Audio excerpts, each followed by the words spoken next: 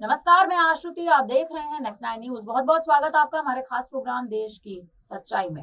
अखिलेश यादव ने समाजवादी पार्टी और कांग्रेस के बीच गठबंधन जारी रहने की बात कह डाली है। आपको बता दें, हरियाणा और जम्मू कश्मीर के चुनाव में कांग्रेस से सीट न मिलने के बाद भी समाजवादी पार्टी प्रमुख अखिलेश यादव उत्तर प्रदेश में इस गठबंधन के साथ उपचुनाव में खड़े होने के लिए तैयार है। अखिलेश यादव ने सफाई में अपने पिता और समाजवादी पार्टी संस्थापक मुलायम सिंह यादव को श्रद्धांजलि देने के बाद कहा कि यूपी के आने वाले उपचुनाव के बारे में आज बहुत कुछ नहीं बोलना है। उन्होंने सपा कांग्रेस गठबंधन के बारे में स्पष्ट करते हुए कहा कि उत्तर प्रदेश में दोनों पार्टियों के बीच गठबंधन जारी रहेगा। दरअसल हाल ही में पूरे हुए हरियाणा और जम्मू कश्मीर के विधानसभा चुनावों से पहले समाजवादी पार्टी ने कांग्रेस से दोनों राज्यों में सीट की मांग की थी। यूपी में चल रहे गठबंधन के बाद से संभावना थी कि कांग्रेस इन राज्यों में समाजवादी पार्टी को सीट देगी। हालांकि ऐसा नहीं हुआ। कांग्रेस ने दोनों राज्यों में अकेले चुनाव लड़ा। अब यूपी में 10 सीटों पर उपचुनाव की तैयारियां हैं। इनमें से 6 सीटों पर समाजवादी पार्टी अपने प्रत्याशियों की घोषणा कर चुकी है। प्रत्याशियों की लिस्ट जारी होने के बाद एक दिन बाद ही अखिलेश ने साफ कर दिया है कि कांग्रेस के साथ गठबंधन रहेगा। जी हाँ, अखिलेश यादव का बयान है। ऐसे में अब संभावनाएं जताई जा रही हैं कि बची हुई 4 सीटों में से कुछ सीट कांग्रेस को मिल सकती है। हालांकि यूपी कांग्रेस का 5 सीटों पर दावा था।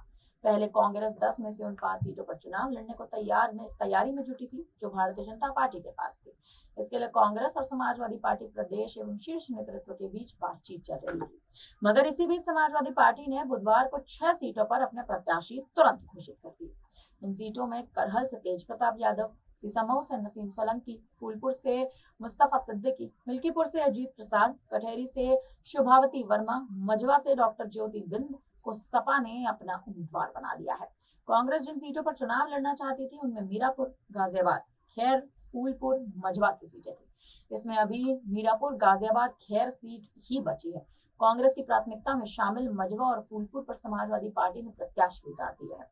इनके अलावा कुंदरकी सीट पर इंडिया गठबंधन के प्रत्याशी की घोषणा अभी होनी बाकी है। खाली हुई 10 सीटों में से 5 हैं सीसामऊ की, कटहरी की, करहल की, मिल्कीपुर की और कुंदरकी की सीट जो समाजवादी पार्टी के पास पहले ही मौजूद है। फूलपुर, गाजियाबाद, मझवा और खैर की सीट जो है वो भाजपा के पास है। मीरापुर सीट भारतीय जनता पार्टी के सहयोगी राष्ट्रीय लोकदल यानी रालोद के पास थी। करहल सीट सपा प्रमुख अखिलेश यादव के कन्नौज से सांसद चुने जाने के कारण खाली हुई थी। जबकि कटहरी जो अम्बेडकर नगर की सीट है, इस पार्टी में लालजी वर्मा के अम्बेडकर नगर लोकसभा सीट से चुने जाने के कारण खाली हुई थी। समाजवादी पार्टी ने उत्तर प्रदेश की 6 सीटों पर प्रत्याशियों की घोषणा भी कर दी है। इसके बाद से ही कहा जा रहा है कि कांग्रेस जिन सीटों को अपने लिए मांग रही थी, उन सीटों पर भी समाजवादी पार्टी ने अपने प्रत्याशी उतार दिए हैं। इसीलिए अब कहना मुश्किल माना जा रहा है कि आखिर उत्तर प्रदेश में दोनों पार्टियों के बीच गठबंधन रहेगा या गठबंधन टूट जाएगा।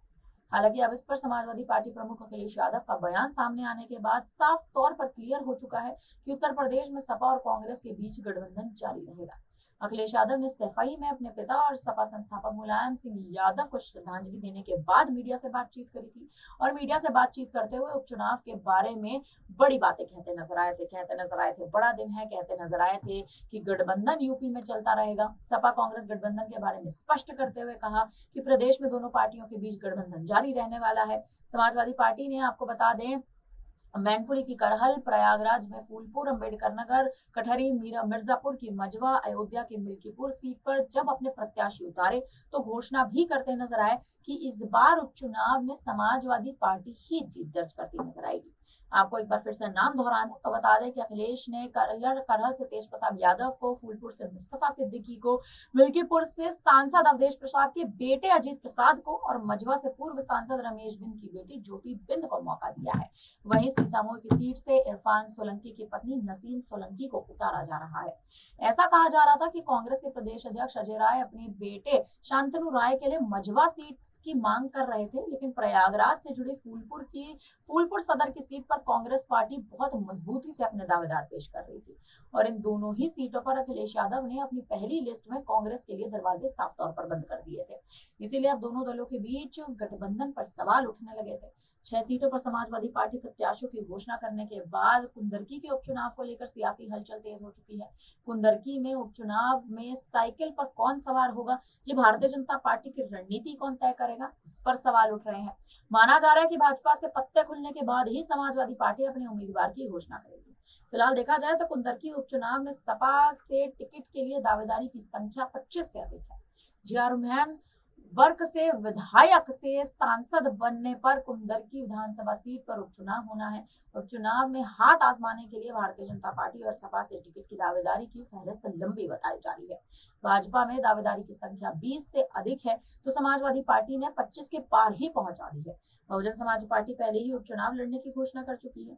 वो आपको बता दें कि उपचुनाव के लिए जब सीटों की घोषणा की गई तो कहीं ना कहीं आम आदमी पार्टी भी एक तरह से इस फहरिस्त में खड़ी थी। भारतीय जनता पार्टी ने भी अब तक अपनी कोई पहली सूची जारी नहीं की है, लेकिन माना जा रहा है कि भारतीय जनता पार्टी भी कोई बड़ा कदम बेहद जल्द उठाने वाली है। तमाम सियासी मायने निकाले जा रहे हैं। राजनीतिक गलियारों में चर्चाएं हो रही हैं कि सपा की नजर भारतीय जनता पार्टी की राजनीति पर चल रही है। और वहीं आपको बता दें कि कुंदरकी में भाजपा के जो स्वर है वो उपचुनाव के फॉर्मूले को लेकर अलग बताए जा रहे हैं। और ऐसे तमाम खुलासों के बाद अब लगातार ऐसा भी माना जा रहा है कि समाजवादी पार्टी अपने उम्मीदवारों की घोषणा पूर्ण सीट पर करती नजर आ सकती है। यानी अभी 6 सीटों पर करी है और बची 4 सीटों पर भी समाजवादी पार्टी अकेले लड़ सकती है। हालांकि देखा जाए तो दूसरी ओर सपा ने प्रत्याशियों की घोषणा तो की, लेकिन टिकट के दावेदारियों से सियासी हलचल मचा दी, क्योंकि तमाम नेताओं के टिकट भी काटते नजर आए।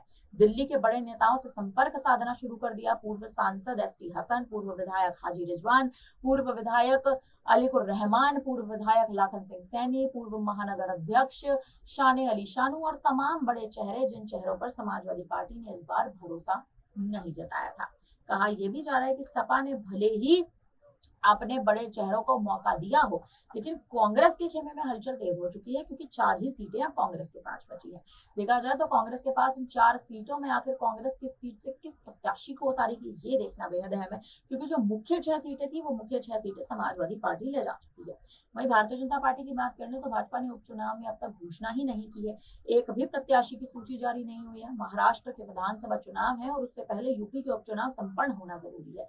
अगर उत्तर प्रदेश में उपचुनाव संपन्न नहीं होते हैं तो कहीं ना कहीं उत्तर प्रदेश में आने वाले 2027 में जो विधानसभा चुनाव है उसके लिए भी परिस्थितियां बदलेंगी और उपचुनाव को लेकर भी तमाम परिस्थितियां बदलती नजर आ सकती हैं।